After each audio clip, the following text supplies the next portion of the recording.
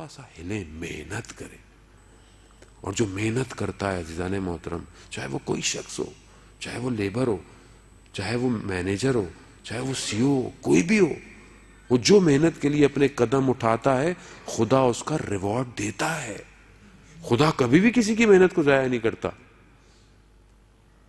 چاہے وہ بچہ محنت کر رہا ہو، چاہے وہ جوان اپنے اسکول میں پڑھا ہو سکتا ہے کہ وہ بولے میرا گریڈ اچھا نہیں آیا، ہو سکتا ہے میرا جی پی اچھا نہیں آیا، مگر خدا کہیں اور اس کو کمپلسیٹ کرے گا اگر محنت کی ہے تو. آپ نے اپنی زندگیوں میں دیکھا ہوگا کہ آپ نے ایک جگہ بڑی محنت کی لیکن اس ٹائم کچھ نہیں ملا آپ کو، لیکن اس کے کچھ عرصے کے بعد کہیں اور سے آپ کو رزلٹ آتا ہے. خدا کسی پر نہیں چھیڑتا، کوئی بھی چیز چھوڑتا ہی نہیں ہے وہ، لیکن خدا سے مانگنے کا طریقہ آنا چاہیے. شب جمعہ ہے، شب مغفرت ہے، شب دعا ہے، دعا مانگنے کا طریقہ آنا چاہیے. وہ محنت کر لی، سب ہو گیا، اب آگے کام نہیں ہو رہا، کیا کرے؟ وہ دعا کریں. لیکن دعا کیسے کریں؟ آغا پناہیان کہتے ہیں کہ ہم لوگ دعائیں کیسے کرتے ہیں؟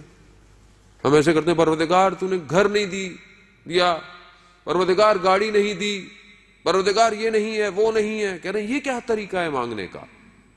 یہ بے ادبی ہے اس کی ذات اقدس کی بارگاہ میں. مگر اگر آپ نے مجھ سے کوئی کام کرانا ہو یا میں نے آپ سے کچھ کام کرانا ہو تو میں پہلے کیا کروں گا؟ میں کہوں گا بڑا آپ کا شکریہ، آپ نے گھر پہ بلایا، پچھلی دفعہ جب آیا تھا آپ نے کھانا کھلایا، بہت شکریہ. پھر شکریہ کے بعد میں بولوں گا کہ ابھی مجھے آپ سے کیا کام ہے. دنیا میں تو میں منہ میرا تھک نہیں رہا اگر کوئی ذرا سی میرا کام کر دے، اور خدا کی بارگاہ میں یہ نہیں ہے وہ نہیں ہے. پہلے انسان یہ تو کہے پروردگار تیرا شکر گزار ہوں، تو نے سالم بدن دیا، تو نے سالم اولاد دی، تو نے آنکھیں دیکھنے کو دیں، تو نے کان سننے کو دیے. وہ کہتے ہیں یہ لسٹ اتنی لمبی ہے کہ اگر تم کہتے رہے تو زندگی یہیں ختم ہو جائے گی. اتنی لمبی لسٹ ہے، لیکن پھر بھی کچھ تو کہے خدا کو. شکر گزار ہوں تیرا پروردگار، تو نے آج کے دن مجھے اس قابل سمجھا کہ میں تیری بارگاہ میں بیٹھا ہوں. یہ نعمت الہی ہے. خود اس کی بارگاہ میں چلے جانا اس کا کرم ہے کہ کروڑوں میں سے اس نے آپ کو چنا ہوا ہے کہ آؤ میری بارگاہ میں، آؤ بیٹھو مجھ سے مانگو.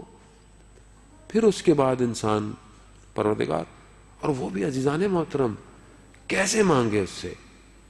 پروردگار تو جانتا ہے میری ضرورت کیا ہے، مگر یہ بھی تو جانتا ہے کہ میرے لیے فائدے مند کیا ہے. میں تو علم نہیں رکھتا اپنے لیے، میں تو اس بچے کی طرح ہوں کہ جو آگ میں ہاتھ مار رہا ہوتا ہے. بچے کو آپ بولے نا بیٹا نہیں، اس کو کیا پتا، وہ تو جائے گا وہ چولہے کے آگے، اوون کے آگے، وہ تو اپنے الیکٹرک کے سوئچ ہیں وہاں پہ، اس کو کیا پتا. میں وہی بچہ ہوں عزیزان محترم کہ دنیا کی ہر چیز کو جو میرے لیے نقصان دہ ہے مگر میں طلب کر رہا ہوں. یہ خدا ہے جو نہیں چاہتا مجھے برباد کرنا، مجھے بچا دیتا ہے. اور بعض اوقات مجھے کئی عرصے کے بعد وہ حکمت نظر آتی ہے کہ یہ میرا کام کیوں نہیں ہوا تھا. یہ اس کا لطف ہے عزیزان محترم. پروردگار قرآن میں کہہ رہا ہے ادعونی استجب لکم، تم مانگو مجھ سے میں تمہیں عنایت کروں گا. مانگو، خود کہہ رہا ہے مانگو، تو کیوں نہیں مانگے مجھ سے؟ علامہ طباطبائی اسی آیت کے ذیل میں جب تفصیل المیزان میں بیان کرتے ہیں، کہتے ہیں روز قیامت میں انسان کو بہت سارے ریوارڈ ملیں گے، اجر ملیں گے.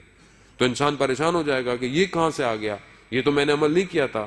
تو کہا یہ وہ دعائیں ہیں جو تم نے مانگی تھیں مگر پوری نہیں ہوئی، اس کے بدلے میں خدا نے اجر دیا ہے. اللہ اکبر، یا رسول اللہ، یا اللہم صلی علی محمد وآل محمد. وہاں وہ شخص کھڑا ہوا کیا کہے گا کہ کاش میری دنیا میں کوئی بھی دعا قبول نہ ہوئی ہوتی. عزیزان محترم ہم سمجھنے کی کوشش کریں، ہم اپنے اور اس کے رابطے کو محکم کریں.